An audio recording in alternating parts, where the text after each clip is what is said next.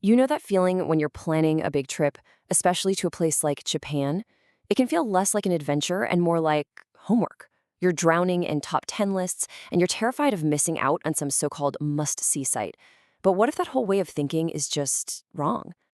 Well, the author we're looking at today does not mince words. He kicks things off with this bombshell of a quote, basically calling out one of the biggest cliches in travel, the idea that we've gotten so good at faking the perfect travel photo that reality itself just can't keep up. And this right here is the perfect example. On the left, you see that iconic, serene shot of the Fushimi Inari shrine in Kyoto that everyone posts. But the reality? That's on the right. It's a huge crowd of people all fighting for that exact same photo, trying to crop out the other tourists and the fact that, some of the paint is a little faded. We're essentially all agreeing to participate in this little lie. So this gets to the heart of the whole thing, this idea of a must-see attraction. I mean, what does that even mean? And who decided it was a must-see in the first place? This is such a simple question, but it's a really good one. Think about it. Do people who live in New York hang out in Times Square for fun? Nope. Do Parisians picnic under the Eiffel Tower every weekend? Probably not. So if these places are so amazing, why are they basically abandoned by the locals? It all feeds into what he calls the tourist trap mindset. It's driven by pure anxiety, right? That FOMO, that fear of going home and having someone say, "You went all the way to Kyoto and you didn't see the Golden Pavilion?" So we end up treating a beautiful city like a checklist, just running from place to place to get a photo as proof we were there. And he has this great metaphor for it, the Kyoto teleporter. You basically just zap yourself from one big dot on the map to the next, usually by bus or train. You see the sights, sure, but you never actually experience the city. The real, breathing, living Kyoto is in all that empty space between the dots. Okay, so if the old way is broken, what's the solution? Well, this is where he completely flips the script and offers a totally different and, honestly, way more exciting philosophy for how to travel. He calls it spontaneous exploration, and it's really simple. Instead of a guidebook telling you where to go, you just let your own 2 feet and your own curiosity be your guide. It's about finding the magic in the journey, not just the destination. And let me tell you, he doesn't just talk the talk. He walks the walk. Literally, on an average day, he walked 30 kilometers. That's over 18 miles every single day. For him, walking isn't just how you get around. Walking is the main event. And this quote just sums it all up, doesn't it? The most memorable, authentic human moments of your trip probably won't happen inside that famous temple. They're going to happen on that little side street you stumbled down on your way there.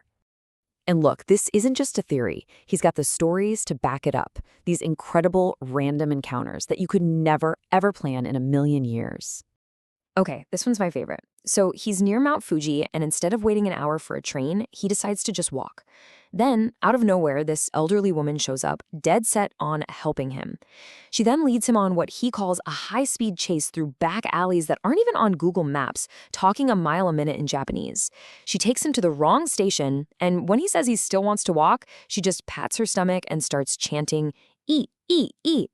It's just chaotic, hilarious, and so perfectly human. And this kind of thing just kept happening. One day, he's walking to a temple and finds himself on this totally deserted street. He spots this lonely-looking little restaurant called Gold Coffee. It's not on Google Maps. There's not a single person in sight. He almost keeps walking, but then he decides to go in. So he goes inside, and this elderly couple who run the place are just ecstatic to see a customer. He feels like he's doing a good deed, right? So he orders a meal, snaps a picture, and puts their little forgotten restaurant on Google Maps with a 5-star review to get them started. The story ends hilariously with him being too embarrassed to ask how the toilet works, so the owner has to come in and show him how to flush it. You just can't make this stuff up. But it wasn't all just these funny, random encounters. This way of traveling also let him define these moments of just profound beauty and calm, often right next door to total tourist chaos. I mean, just look at this contrast. It is night and day.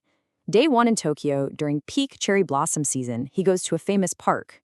His word for it? A nightmare. The very next day, he gets out of the city center, hops on a random train, and just starts walking.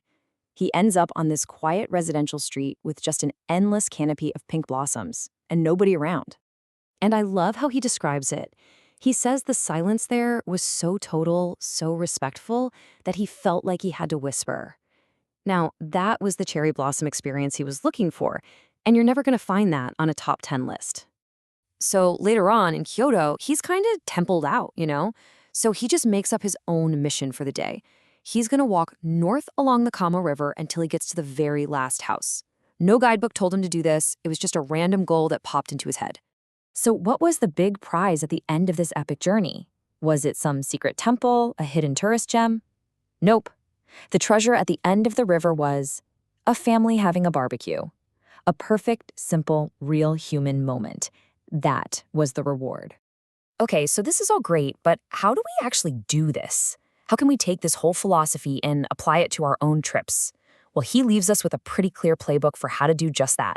It really boils down to 3 simple steps. First, ditch the checklist. Seriously, delete those bookmarks. The only guide you need is what you're actually interested in. Second, get lost on foot.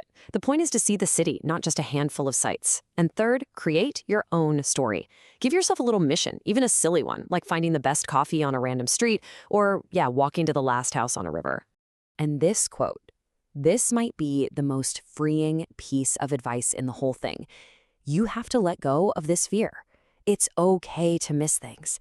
In fact, you should embrace it, because when you choose to miss the things that everyone else sees, you make space to find the things that nobody else does.